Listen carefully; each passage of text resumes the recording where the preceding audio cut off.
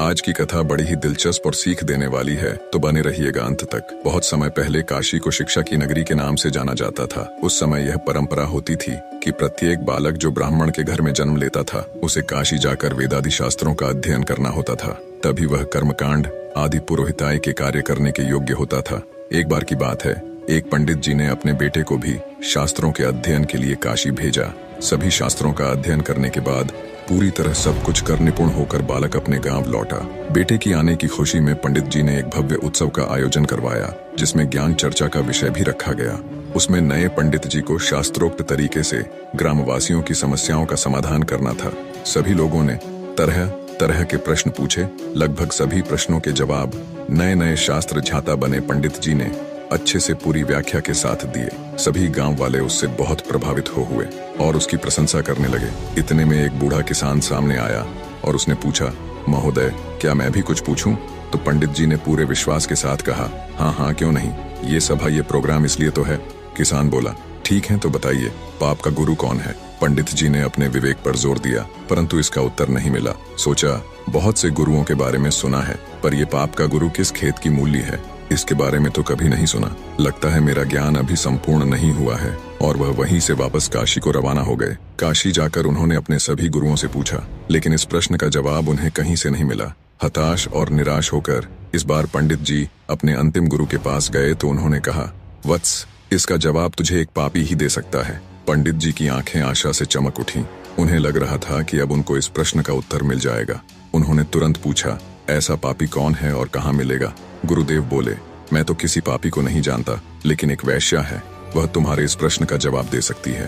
पंडित जी बिना कोई देर किए वैश्या के घर की ओर रवाना हुए। पंडित जी को आता देख वैश्या ने स्वागत में ताना कसते हुए कहा, ज्ञान के साधक आज अज्ञान की सेवा में कैसे? पंडित जी ने स्वाभिमान पूर्वक कहा, हे देवी, मुझे आपसे केवल अपने एक प्रश्न का उत्तर चाहिए और उसका उत्तर केवल तुम ही दे सकती हो, इसलिए तुम्हारे पास आना पड़ा। मुस्कुराते हुए वैश्या बोली, पूछिए महाशय, ऐसा कौन सा प्रश्न है जिसका जवाब केवल मैं ही दे सकती हूँ? पंडित जी बोले, मैं जानना चाहता हूँ कि पाप का गुरु कौन है। वैश्या ठहाका लगाकर हंसी और फिर गंभीर होकर बोली, महाशय, इसके लिए आपको कुछ दिन यहाँ रहना पड़ेगा। अब पंडित जी इस प्रश्न के उत्तर में पहले ही काफी भटक चुके थे, इसलिए उन्होंने वैश्या की बात मानकर वहाँ रहना स्वीकार कर लिया। लेकिन पंडित जी बोले, हे देवी, मैं यहाँ रह तो लूंगा, लेकिन खाना पानी अपने खुद के हाथ का बनाया हुआ ही लूंगा। वैश्या बोली, जी अवश्य। इस तरह 4 दिन बीत गए। प्रतिदिन पंडित जी खाना बनाते और अपनी पेट पूजा करते थे।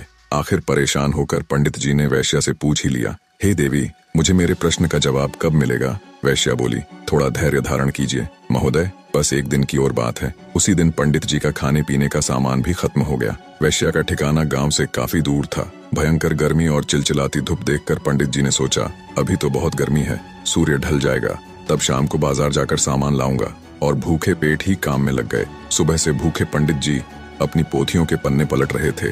तभी अचानक वैश्या का आगमन हुआ। वैश्या बोली, पंडित जी, आप अकेले खाना बनाते हैं, कितने परेशान हो जाते हैं। एक काम कीजिए, कल से नहा धोकर आपके लिए खाना मैं ही बना दिया करूंगी।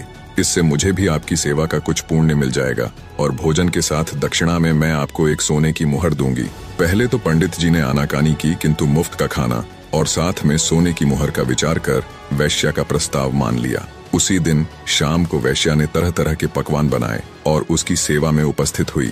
भोजन का थाल पंडित जी के सामने परोसा गया, लेकिन जैसे ही पंडित जी ने खाने के लिए अपना हाथ आगे बढ़ाया, वैश्या ने थाल पीछे खींच लिया। वैश्या के इस व्यवहार से पंडित जी क्रोधित हो गए और तिलमिलाकर बोले, ये क्या मजाक है? वैश्या ने विनम्रता पूर्वक कहा, श्रीमान, यही आपके प्रश्न का उत्तर है। पंडित जी, मैं कुछ समझा नहीं। वैश्या ने समझाते हुए कहा, महाशय, क्या केवल स्नान कर लेने मात्र से कोई पवित्र हो जाता है? क्या मेरी अपवित्रता केवल इतनी ही है जो केवल स्नान करके मिटाई जा सकती है? नहीं, लेकिन मुफ्त के भोजन और स्वर्ण मुद्राओं के लोभ में आप अपने वर्षों के नियम को क्षण भर में नष्ट करने के लिए तैयार हो गए। यह लालच ही पाप का गुरु है श्रीमान। पंडित जी को अपना जवाब मिल चुका था। निष्कर्ष, ये लोभ ही है जो हमारी पवित्रता को नष्ट करता है। अब वो किसी भी रूप में हो सकता है, धन दौलत, चाहना आदि आदि। कहा गया है, ये लोभ कोई छोटी चीज नहीं बल्कि काल का पुत्र है, इसलिए इससे जो बच गया वो पार उतर गया।